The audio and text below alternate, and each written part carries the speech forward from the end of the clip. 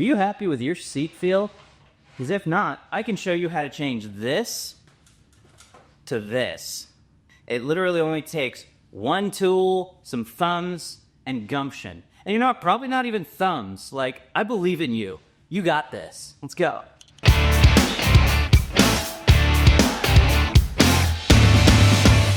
Alright, so step one here is to undo this doohickey. Alright, now that this sucker's looser than a Christmas goose, we're gonna go ahead and pull this thing out, take it to the bench.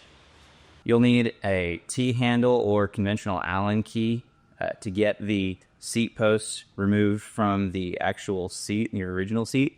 This one's a 5mm, that's what we'll be using on ours. Yours might be a slightly different size, but any T-handle or Allen key in a metric size should work for this application.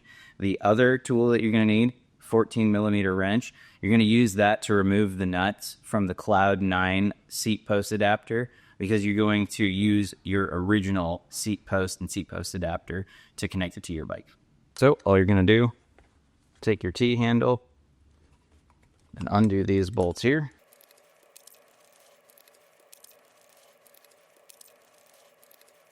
Set those to the side for later. Got the Cloud 9 seat here with surgical precision. We're going to go ahead and snip that off. So we're going to take our 14mm wrench here. Get that.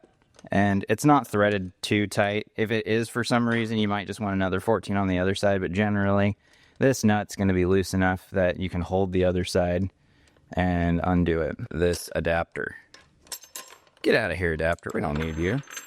All right, now to attach this, we're going to need to take our hardware from our other seat post. We go ahead and put these barrel nuts in here. And then I find it easiest to get them in, hold them on with my fingers, and then slide it up under here. It's a lot easier if you have longer fingers, which I don't. Slide that up under there. Make sure the thread's on your barrel nut visible.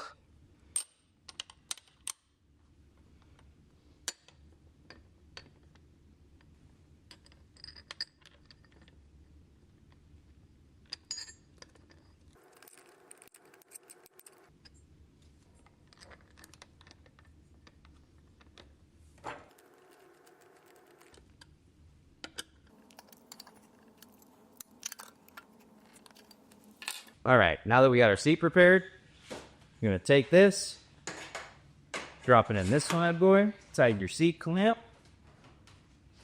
We're ready to go. Oh yeah, mustache.